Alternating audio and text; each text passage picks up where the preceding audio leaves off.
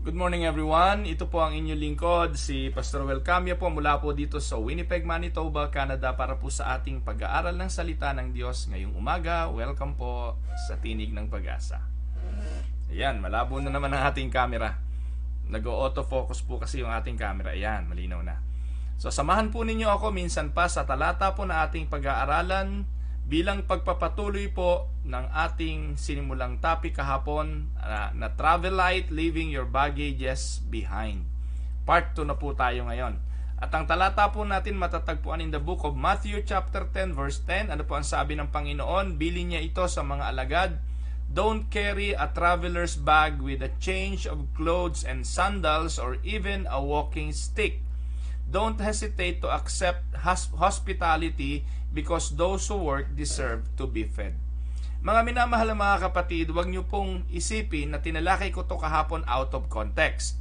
Ini-apply lang po natin, in application, ini-apply natin ang mga talata sa ating mga pamumuhay bilang mga mananampalataya. Ang konteksto naman po talaga ng talata ay nang binili na ng Panginoon ang kanyang mga alagad para mangaral ng salita ng Diyos, binibigyang emphasis niya ang reliance on Him, obedience, at yung pong aspeto ng ang Diyos ang siyang bahalang mag-provide. So ito po yung complete trust and reliance in God. Yung po yung context niyan. Kapag sumusunod ka sa Kanya, huwag kang mag-alala. He will provide. At ito po bilang pastor, ako po bilang pastor rather, napatunayan ko ito for more than 30 years of ministries na ipinagkatiwala ng Diyos sa inyong lingkod. Hindi pa ho kami talaga pinabayaan ng Diyos. Na po, ang biyaya ng Diyos laging sapat, hindi man labis. Ito po ay hindi nagkukulang. Dumarating ang biyaya ng Diyos sa tamang panahon. Magugulat na lamang po kami, may mga anghel na ipinapadala ang Diyos sa akin, hindi man literal na anghel, kundi mga ang tawag po ni Pastor Al dito, mga sundalo ng Diyos na ipinapadala para tumulong sa pangangailangan namin. And this is what the Lord is saying here. Kapag maglalakbay kayo, do not travel with you or do not carry a traveling bag with you. Do not even bring a change of clothes or sandals or even a walking stick. Bahala ako sa inyo, itong pangako ng Diyos. At sa pamumuhay ninyo, ako ang bahala. Kung saan kayo makakarating, kung ano man ang inyong pupuntahan, akong bahala sa inyo. So, mga kapatid, ito po yung konteksto nun. So, God has an amazing journey and He planned this journey for each and every one of us. But in order to experience the greatness of the journey, we need to travel light. Ito po ang bili ng Panginoon. Kasi po sa paglalakbay sa buhay, nakakapagpabagal yung marami kang bitbit na hindi mo naman masyadong kailangan. Tama po ba? Depende po kasi sa paglalakbay po, depende kung saan ka pupunta eh. Kung anong destinasyon mo. Kung anong destinasyon mo, yun ang dadalahin mo. Tama po ba? You're going to the beach, then bring swimsuit. If you're going to go camping, then bring some food, bring some camping materials. Depende sa pupuntahan mo. Pero when it comes to the things that are spiritual, ang ating pong destination, it is either we will go to the place of God which is in heaven, or we will go to hell. Kaya po, depende kung ano yung pupuntahan mo, kaya ito ang iyong pinaghahanda ang dalahin. Pero pag pupunta po tayo sa langit, dahil ang sabi naman po ng Biblia, tayo makalangit, we will travel light. May mga bagay tayong kailangan hindi dalahin. At itong mga bagay na ito kasi ay nakakapagpahadlang sa atin pong masayang paglalakbay. So tinalakay po natin kahapon ng ilang mga bagay ng isa sa bagay na dapat iwanan. We need to leave behind bag of unforgiveness. Masyadong mabigat ang hindi pagpapatawad. Masyadong mabigat yung bitterness. Masyadong mabigat yung sama ng loob. Masyadong mabigat yung kagustuhang gumanti sa puso natin para pasanin at dalahin natin sa ating paglalakbay sa buhay. So tinuruan tayo kahapon na iwanan natin ito. Let us leave the bag of unforgiveness in our journey. At mas masarap maglakbay ng walang pasan-pasan na kabigatan. Masarap maglakbay at gumising sa umaga nang wala kang iniisip na meron kang gagantihan. Masarap kumain na hindi mo iniisip na meron kang gagalit. Masarap po na mamuhay ng may kapayapaan. And how can we do that? By leaving unforgiveness behind. Let it go. No? Sabi nga ni Elsa, yung kumanta, let it go, let it go. O let it be ba yun? Beatles yata yun. Mga kapatid, nagpapatawa lang po ako, pero let it go. It's a choice. And it's a gift we are freely receiving from God. Or rather, we received it already from God. And that is the gift of forgiveness. It is a gift, therefore, we should freely give as well. Kaya nga po, binigyan ko ng reiteration kahapon, yung forgiveness, sa gitna nun, nandun yung give di ba? Forgiveness. You need to give the gift of forgiveness. So mga kapatid, kapag pasan-pasan mo yung hindi pagpapatawad, it is like carrying a baggage of sin in your heart. Hindi ka magiging payapa. Hanggat hindi ka nakakabawi, gusto mo makakurot man lang o kaya to settle the score. Pag ganun ang lagi mong ginagawa, malululong ka sa bagay na ito. You will be obsessed na makabawi. At anong magiging dulot nito sa'yo? Anong magiging epekto nito sa'yo? So kahapon po may mga consequences ang unforgiveness na ating tinalakay. In fact, 4 na po yung tinalakay natin. Meron po itong natitirang 2 na atin pong tatalakayin ngayon. So kahapon po tinalakay natin yung loss of health loss of healthy walk with God.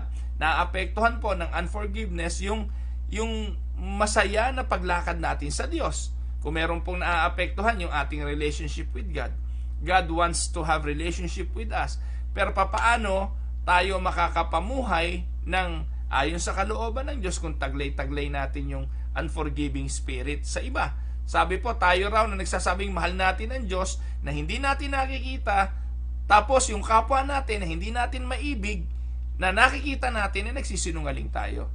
Kaya ang isa sa naapektuhan or consequences of unforgiveness is the loss of healthy walk with God. Second, the loss of health and vitality. Physically, naapektuhan tayo ng unforgiveness. Hindi ka na pagkakatulog. Hindi ka naman insomniac, pero hindi ka na pagkakatulog kasi pinagpaplanuhan mo, paano ba ako makakabawi rito? Paano ba ako makakaganti nito? So, nag-iisip ka ng paraan. Sabi daw po, yung pagtatanim ng sama ng loob is like drinking poison with a prayer na yung kaaway mo ang siyang mamatay. That will not happen. Every time na meron kang kagustuhan sa puso mong gumanti, ikaw ang maaapektuhan nito. Your health and your vitality will be compromised sa hindi mo pagpapatawad. Pangatlo, loss of joy, yung kagalakan. Di ba yung taong laging may sama ng loob, nadadamay pa yung iba. Yung mga tao na nakapaligid sa iyo, apektado. Yung asawa mo, yung katrabaho mo, yung mga nakapaligid sa iyo, nadadamay sila because of your desire to have vengeance.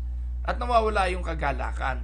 At importante po ito, mga kapatid, yung healthy disposition natin sa buhay ay naaapektuhan ng mga bagay na laman ng ating puso. Kaya kung ang laman ng puso mo ay kagustuhang gumanti o galit kung kanino man, yun po ay nawawala. Nawawala yung kagalakan. Minsan tuloy, hindi na natin ma-absorb kahit na anong sermon, kahit na anong pangaral, dahil nabablock na ito agad ng kagustuhan nating gumanti. Siguro sasabihin nyo, Pastor, baka naman hindi ka nasaktan kaya kaganyan. Mga kapatid, kapag ikay pastor, sanay ka na dapat na masaktan. Kapag ikay manggagawa ng Diyos at lingkod ng Diyos, kami po ay prone sa lahat ng bagay na yan. Minsan, mabuti ang intention mo, na may misinterpret ka. Minsan, maganda intention mo, nababash ka pa. So, uso po yun eh. Kaya kung hindi ka sanay sa mga bagay na ito at gagantihan mo ng masama yung masama, at ikaw ay magtatanim ng sama ng loob at unforgiving spirit, sinong maaapektuhan? Minsan po ito ang malungkot eh. Yung mga taong gumagawa sa atin ng masama, ginagawa nila yon natural sa kanila. Likas sa kanila. Sanay silang maging masama. Di po ba? Meron ganun eh. Normal yun eh. Yung mga taong chismosa, normal sa kanilang ichismis ka. Yung mga taong inggitero, normal silang mainggit sa iyo at ipangangalanda ka nila kung yung kanilang pagkainggit at ang kanilang sama ng loob sa iyo. Normal sa kanila yun eh. Pero ikaw, hindi ka normal na magtanim ng galit at magdamdam o magtanim ng sama ng loob. Why? Hindi ka ginawa ng Diyos na ganun eh. At dahil hindi ka nga sanay nun, ikaw ang magdadala nito, yung unforgiving spirit, ihaharbor mo sa iyong puso, naapektuhan ka. Sila hindi. Dahil sanay sila doon. Ikaw na hindi sanay, mamumroblema ka, mawawalan ka ng kapayapaan. Ngayon, anong dapat mong gawin? Sanayin na lang ang sarili mo na magdamdam ka lagi. Nadalahin mo sa puso mo habang buhay ang hindi pagpapatawad.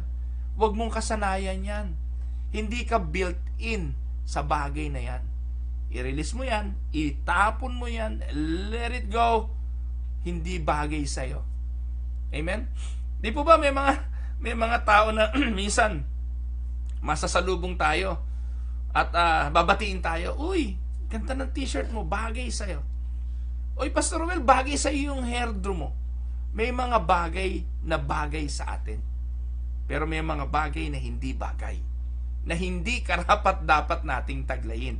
At ang hindi pagpapatawad, hindi bagay sa mga Kristiyano. Hindi bagay sa iyo yan. Baduy ka dyan. Amen? Pang-apat po na nawawala ay yung tinatawag na freedom. The loss of freedom. Why? Because you will be consumed with, controlled by, and become like the offender. Aminin man natin o hindi, yung nakagawa sa atin ng masama, yung nakagawa sa atin ng hindi maganda, kinokontrol nila tayo unknowing to us. How can they control us? Kasi consume tayo ng desire na gumanti. Control tayo ng kagustuhang makabawi. At ano nangyayari? Kalaunan, we become like the offender. Anong kaibahan natin sa kanila? Parehas. Di po ba? And without us knowing it, yun yung ginawa sa atin na ipapasa pa natin sa iba. So ano nangyayari? Nawawala yung freedom mo. Yung freedom, yung kalayaan mo sa isang healthy disposition. Amen? Natalakay ko na kahapon yan eh. Ngayon po, yung panglima, yung loss of security and confidence. Isa po rin ito sa nagiging epekto ng hindi pagpapatawad eh. Baggage po ito eh. Throughout the Bible, there were those who carried heavy baggage. And their baggage could have hindered them from moving into their now moment and their destiny. Minsan, opportunity na to grow pero hindi makalago. Opportunity na to be successful pero hindi magtagumpay. Bakit? May daladalang ang baggage of unforgiveness. Alam niyo po, some allow baggages to hinder their destiny. At dapat meron ng tinatanaw ng magandang oportunidad.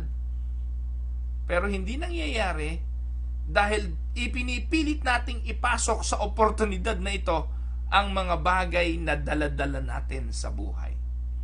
Sa unang aklat ng Samuel, 1 Samuel chapter 9 hanggang chapter 10, mababasa po natin dito ang kwento ng buhay ng isang hari. And the king that I am referring to is the first king of Israel. Kilala niyo siya, si Haring Saul.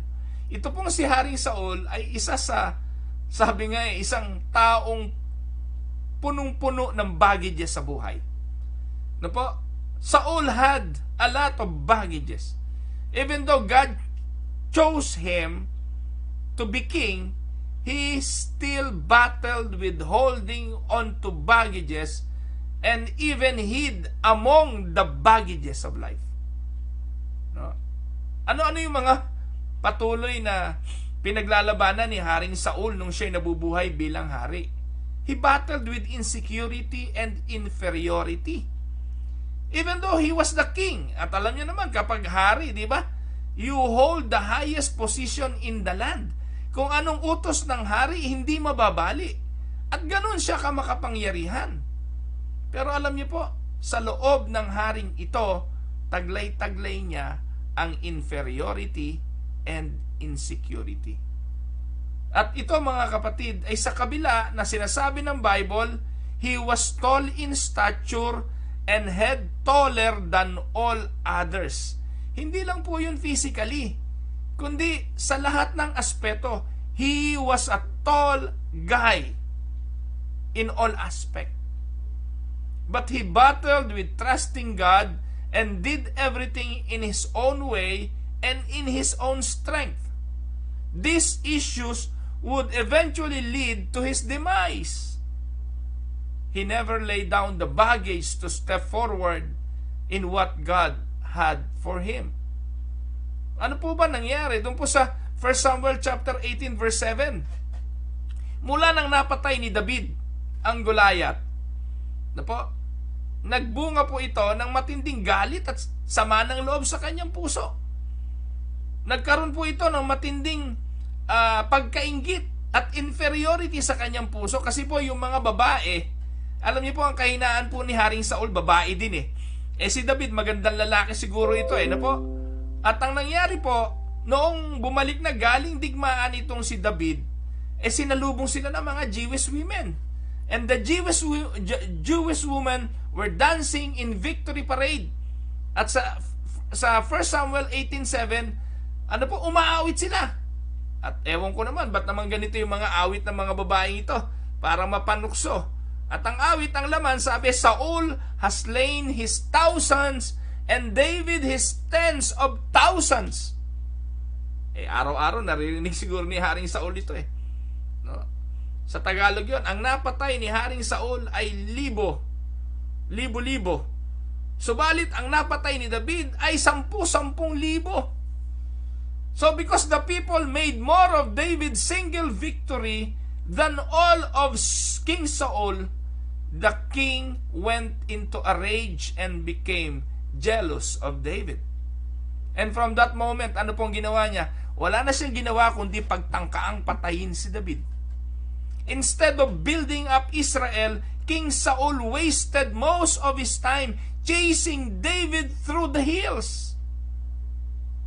David, however, respected God's anointed king and despite several opportunities, refused to harm Saul. Tingnan niyo po mga kapatid. Tingnan niyo po yung dalawang taong ito. Si David, na sa kabila nung ginagawa sa kanya ni Haring Saul, meron na siyang pagkakataong pwede niyang patayin si Haring Saul. Pero hindi niya to ginawa. Hindi niya to ginawa. Dahil may paggalang siya sa anointed ng Diyos. Nirelease niya yung forgiveness niya.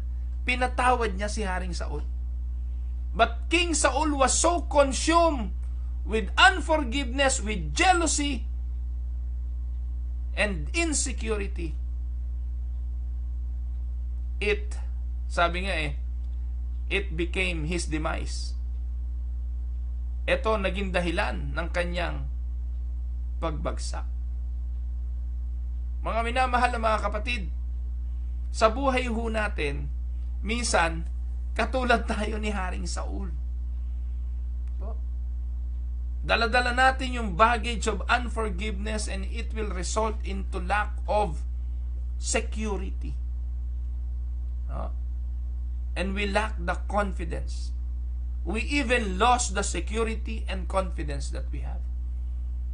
Hanggang sa dumating na yung panahon na pati yung pagiging hari niya, kinatakutan niyang mawala. At dahil sa kanyang insecurity, alam niyo po, matinding kasalanan ni David. Pinakialaman niya yung gawain ng priest. Yung pagsisindi ng insenso o ng handog sa templo, hindi niya trabaho yun bilang hari. Pero pati yun pinakialaman niya. Naging bingi siya sa mga bagay na sinasabi ng Diyos at wala na siyang pinakinggan kundi ang kanyang sarili. In fact, nung pinalusob sa kanya ng Diyos ang mga Amalekites, ang sabi ng Diyos, lahat ng mga bagay ay susunugin ninyo, wala kayong kukunin. Pero anong ginawa ni Haring Saul? Sinunog lang niya yung mga bagay na ayaw niya at kinuha niya ng kinuha yung mga bagay na sa tingin niya ay may pakinabang siya. Kapag tayo po mga kapatid ay napupuno ng galit at ng hindi pagpapatawad, wala na tayong naririnig. At maaaring ang mensahe na ito ngayong umaga ay pasok sa kanan, labas sa kaliwa. At maaaring sa oras na ito, iniisip mo nang umalis sa live broadcast na ito. Pero if you will just open your heart, if you will just open your heart to the possibility of giving forgiveness, palalayain ka nito sa mga insecurity mo sa buhay. And God will bring back to you your confidence again. Amen? Sabi nga, Saul could be impulsive, acting unwisely. His jealousy of David drove him to madness and thirst for revenge. It is more than once. King Saul disobeyed God's instruction, thinking he knew better. Amen? At pang-anim, yung tinatawag na loss of hope. Ang hindi pagpapatawad or yung unforgiving ay darating ka sa punto ng pagkawala ng pag-asa. Depression is often born from an unhealthy focus on past events. Ulitin ko. Depression, anxiety is often born from an unhealthy focus on past events. Kaya tayo minsan nade-depress kasi nakatuon tayo sa nakalipas, sa mga bagay na nakaraan, sa halip na ituon ang ating pananaw sa pwedeng mangyari bukas. Pero alam nyo, kapag meron kang unforgiving spirit, mawawalan ka ng desire na tingnan ng bukas kasi sa ngayon ka na lang lagi nakatingin. Nakatingin ka lagi sa nakalipas, sa nagawang kasalanan, sa nagawang sakit sa iyo, sa hindi mabuting bagay na ibinigay. At alam niyo po mga kapatid, depression can be birthed from trying to control a past event, the unfairness of what happened, and the lost hope for justice. Alam niyo po, hope like joy doesn't grow from vengeance. Bitterness or sabi nga, hope like joy doesn't grow from vengeance. It doesn't grow from bitterness. It doesn't grow from holding grudges. Amen? Yung pag-asa, yung kagalakan, hindi yan lilitaw hanggat meron kang kagustuhang bumawi, gumanti, magtanim ng kapaitan sa puso mo at magtanim ng mga grudges. Ito tandaan nyo, hope takes root in the soil of forgiveness. Ang kapayapaan, ang pag-asa, at ang kagalakan, sumisibol yan sa sariwa, matabang lupa ng pagpapatawad. Kaya, eto na lang ang tanong ngayong umaga, kumusta tayo when it comes to our hope? Kumusta tayo with our joy? With the peace in our heart? Meron ba tayo nun? Kung meron tayo nun, praise the Lord. Pero kung wala, ugatin mo. Baka ang ugat nito ay hindi pagpapatawad. Can you right a wrong that has occurred in the past? Of course not. Hindi na natin kayang itama yung nakalipas na eh. It happened. It is a fact. It is part of history and you cannot change it. But you can accept that it happened. You need to learn from it and you need to forgive. You need to move on because your perfect God, perfect Father, God knows about it and He will turn it into best for you as you trust in Him. Amen? Wala, kahit na mag-time machine ka, wala naman nun eh. Para bumalik at ayusin yung mga bagay na nakalipas. Wala na ho. Yung nagawa natin at yung nagawa nila sa atin na nakasama ng ating kalooban, hindi na natin yun maibabalik.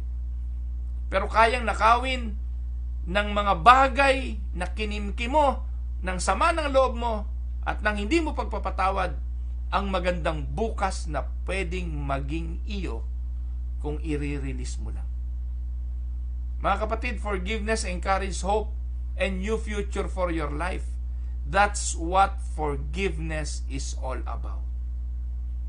At pampito pala, akala ko 6 lang eh. No? Habang tumatagal, dumadami at meron tayo naiisip.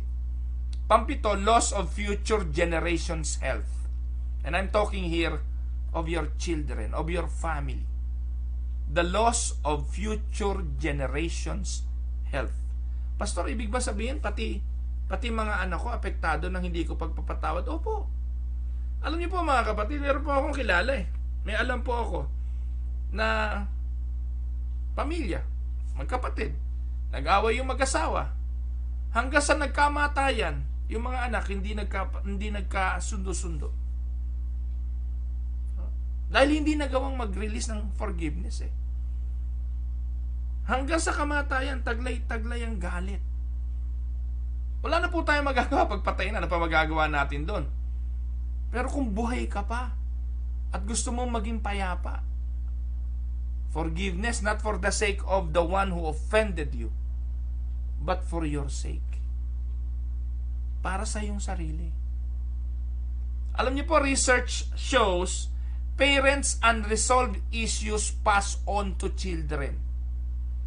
The feuds, the hatreds of people and families who clings to bitterness are evidence of the tenacity of sin and its transmission from father to son. Ganun po makapangyarihan ng kasalanan eh. Ano po? Na ipapasa. Kaya nga po, sabi po na, di ba yung mga alagad nakakita sila ng lumpo? Ano po? Sabi nila, sinong nagkasala dito? Ang kanyang mga magulang o ang lalaking ito? Sabi ng Panginoon eh, kasi yun yung knowledge nung araw eh, yun ang known knowledge na yung kasalanan ng magulang na ipapasa sa mga anak eh. No? Pero in reality mga kapatid, eto naman ang katotohanan, and research shows the obvious attitude of a parents, like the words, the action, the attitude or character of the parents can be passed on to the children. Even if they learn from your mistakes and do not repeat them, they still suffer in other ways for your mistakes. Hindi po ba yung stigma? Kung ang ama ay walang hiya, magnanakaw, drug lord, yung mga anak dala-dala yung stigma nun eh. Dala-dala nila yung bansag lang eh, di ba? Yung bansag. Alam niyo po yung bansag? Yung lolo ko po, ang pangalan niya Gabino, yung tatay ng tatay ko. Alam niyo po bansag sa lolo kong Gabino? Gabinong hari. Hindi ko po alam kung anong pinag-ugatan nun. Pero ang sabi po nung iba, yung mga matatandang nakakausap ko nung araw dun sa Salawag, sa Baluktot, yung lolo ko daw, parang hari yun eh. No? Pag may nakitang patola yun, hindi nagpapaalam, kukuha na lang. No? Parang hari, yun ang sabi. No? Ewan ko po kung totoo yun, kung magalit na yung mga kamag-anak ko, pero yun daw eh. Wala na naman yung lolo ko, wala na rin yung tatay ko. Isa na lang ang buhay sa mga kapatid ng tatay ko. Pero ganun daw eh. Bagay, inabot ko naman yung lolo Gabino ko eh. Talaga naman, kung makapagsalita nga rin ho yun. Haring-hari nga ho yun. No? Pero dala-dala po yun. Kaya ang tatay ko, kung tawagin, si Araboy Hari. No? Buti na lang na wala na yung bansag na yun eh. Pagdating sa amin, di na kami nabansagan na ganun. Sa bagay, sa panahon ngayon, di na uso yung nagbabansag. Kasi nga po, bawal na yung bullying yun eh. Di ba? Yung naming names. Anak ika ni Gabinong Hari yan. Anak ika ni Pedrong Buhangin. Yun naman po sa side ng nanay ko, itang Pedro ko, ewan ko, buhangin naman yung bansag. Both sides, merong mga bansag eh, hindi po ba? Merong mga ganon, no? Yung si Elenang Garapon, ewan ko ba? Si Pedrong Palaka, yung mga ganon, di ba? Hindi natin alam kung saan ang galing yun, no? Yung mga ganong klase ng bansag. Pero ito po mga kapatid ay isang palatandaan, ano man ang ginawa ng mga magulang, ay naipapasa sa kanilang mga anak. Kaya importante kung ikaw ay merong grudges, napakaganda na manahin ng mga anak mo yung iyong kahusayang magpatawad. Kesa naman tapang-tapangan ka, siga-siga ka. Meron po akong tiyuhin. No? May tiyuhin po ako, kapatid ng nanay ko. Kaibigan po ni Nardong Putik yun. Siga-siga. Wala daw po inuurungan yun eh. No? Nemensio Calitis. Kung narinig yun na yung pangalang yun. Barkada po no, si Nardong Putik. In fact, may literato pa ho kami nun eh. Si Nardong Putik, si Encabo, tsaka yung tiyuhin ko na yun. Yung mga taga Cavite, alam tong kwentong ito. Pero ano po nangyari sa tiyuhin ko? Maaga ho, patay yung kanyang mga anak. Ano po nangyari?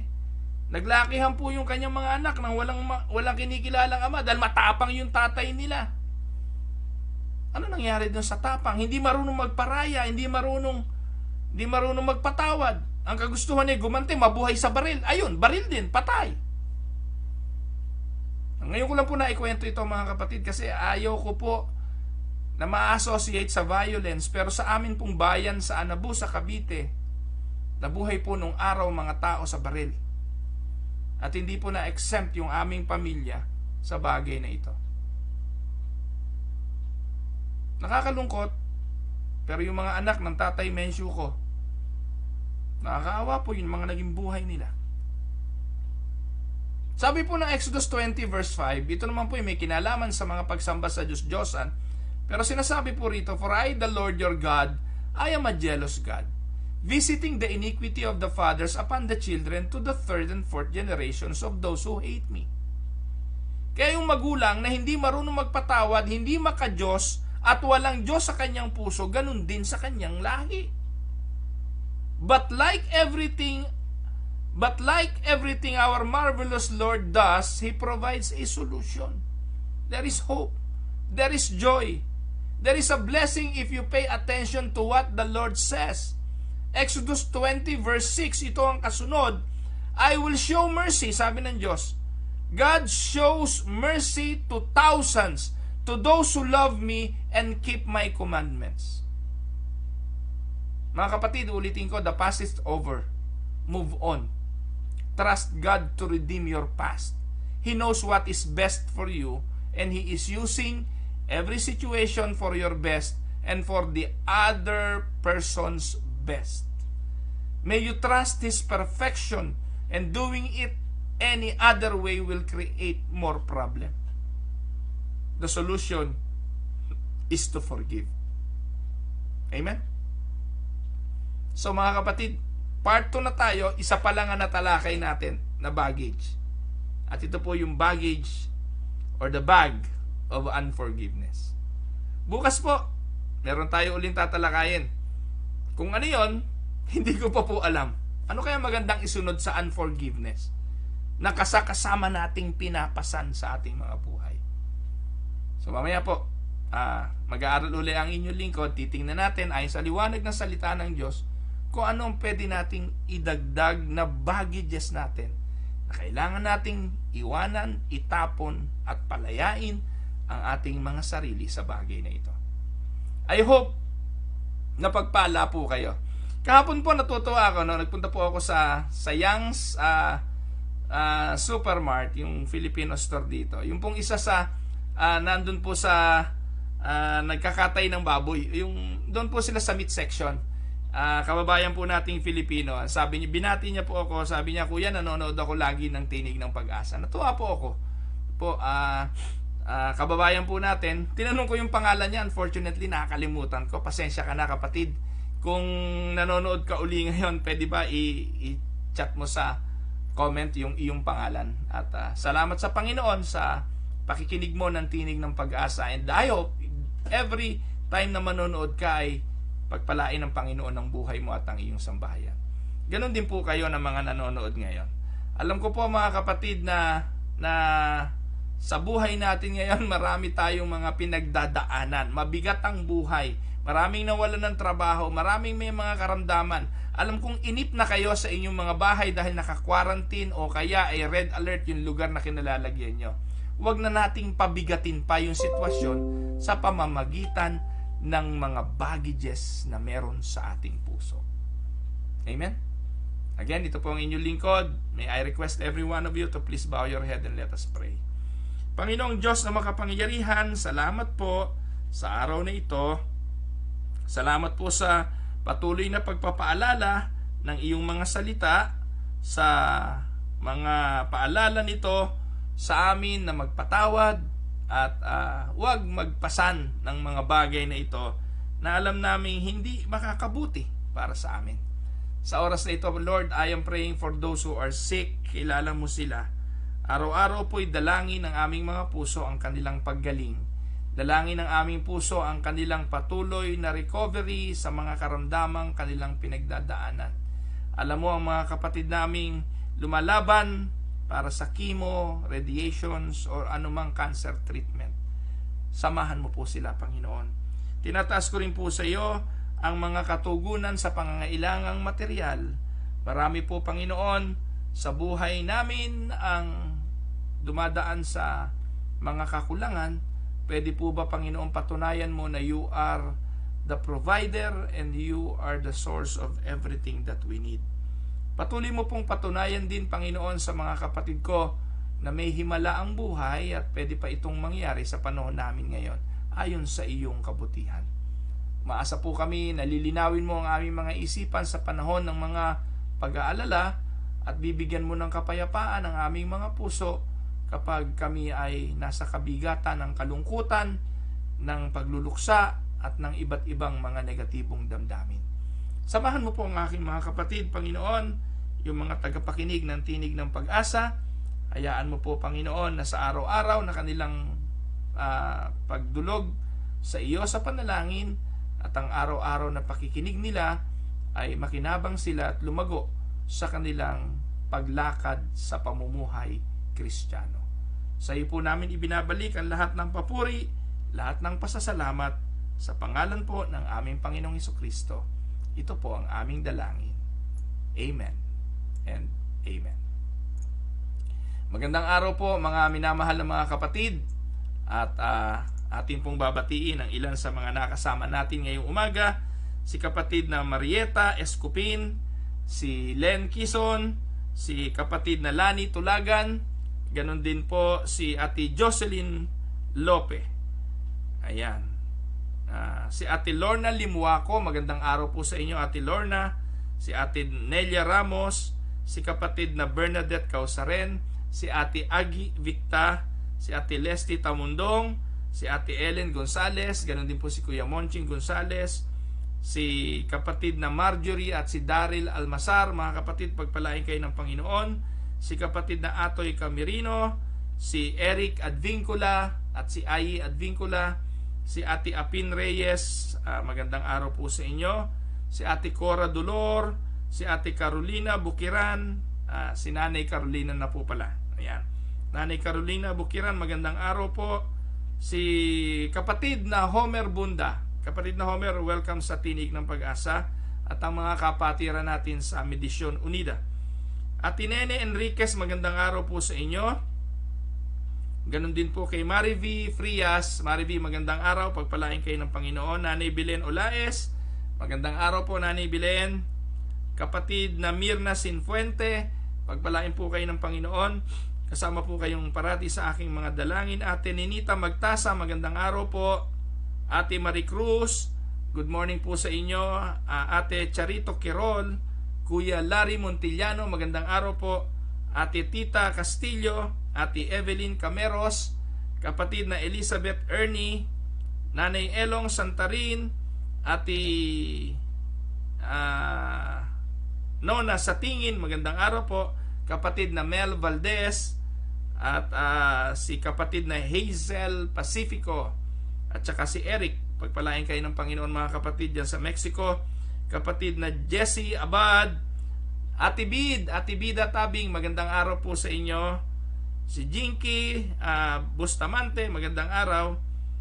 At Tita Mayra Paredes Libertino, magandang araw po sa inyo at sa mga kapatiran natin sa Aristocrat Restaurant. Kapatid na Patrick Remolana, magandang araw. Ate Gina De Castro, magandang araw po. Maribeth Eusebio, Ate May Capillar, Ate May, magandang araw po. Ganon din po kay Agnes Causaren sa Yorkton. Kay kapatid na Elaine Sauler Tumbocon, magandang araw. Kay Kuya Eddie at kay Ate Del Sauler. Kay Ate Merly Toledo, kay Nanay Hilda Mendoza ng Fox Creek. Ate Elisa Banasihan, magandang araw po. Ayan. Ate Rosie Silya, magandang araw po sa inyo. Pa ba? Si Jeng Bartolome, magandang araw. Wala na. Ayun, si Ate Delia Magkawas, magandang araw po Ate Del at si Kuya Ban, pagpalain po kayo ng Panginoon. Ate Joy Reyes, magandang araw po. Si Pisang Oji Ramos, magandang araw. Si Ate Elvie De Castro at wala na. Yun. Yung iba po ay kanina si Kuya Noel Lapos, nakita ko. Alam niyo po ba, nag-message si Kuya Noel Lapos sa Tinig ng Pag-asa. Sabi niya, kung pwede raw isang araw kumanta tayo ng himno. Alam niyo ang problema, narinig niyo ako, kayo hindi ko maririnig. Paano ba tayo kakanta ng himno?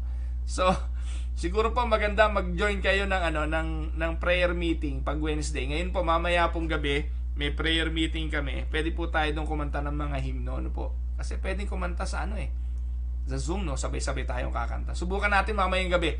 Magpe-prepare po ako ng hymn. Tapos sabay-sabay natin kantahin kung kayo makaka-join mamaya ng prayer meeting namin via Zoom. So, yun po mga kapatid. Maraming salamat po sa inyong patuloy na pagtangkilik at pakikiisa sa Tinig ng Pag-asa. Kung bago lang po kayo sa sa Tinig ng Pag-asa, ngayon nyo lang po nakita, para po regular kayong magkaroon o makita yung regular yung Tinig ng Pag-asa, i-add nyo ako sa Facebook. Po, pwede po akong mag-add ng siguro mga nasa 30 tao pa. Po, mga 30 pa. Kasi po, nag-delete po ako ng friends. Pasensya na kayo. Kung na-delete ko kayo, ibig sabihin, wala naman akong communication sa inyo No? Marami po kasi ako ina-add. Basta nag-add sa akin, ina-add ko agad Hindi na po ako namimili. Ngayon po, Hindi na po, pag 5,000 na pala, hindi ka na makakapag-add.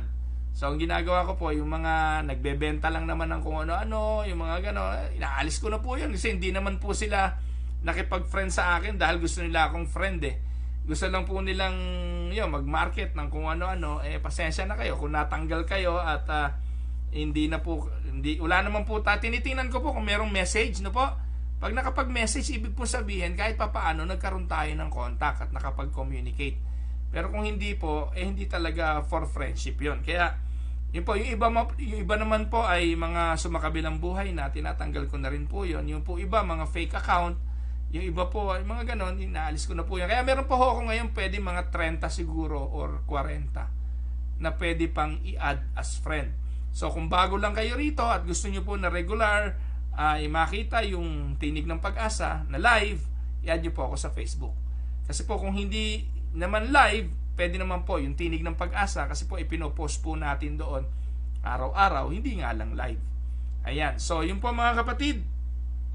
Ayan, hindi ko na naman pala na-record ito. So magda-download na naman ako bago ko po i-repost. So anyway, maraming salamat gaya ng binanggit ko. Patuloy po kayong mag-ingat at patuloy po kayong samahan ng Panginoon. Makikita-kita po ulit tayo tomorrow, Thursday, at ipagpapatuloy po natin yung topic na ito, part 3 na tayo. No, travel light, no? At sana po ay samahan ninyo uli kami at mamayang gabi kung may pagkakataon kayong mag-join sa amin pong prayer meeting, I will be sending the link sa akin pong Facebook timeline. Yun po, i-click nyo lang naman po yun. Pag-click nyo po nun, pwede na kayong pumasok. So again, ito po ang inyong lingkod, si Pastor Roel Camia, mula po dito sa Winnipeg, Manitoba, Canada, para po sa Tinig ng Pag-asa. God bless everyone.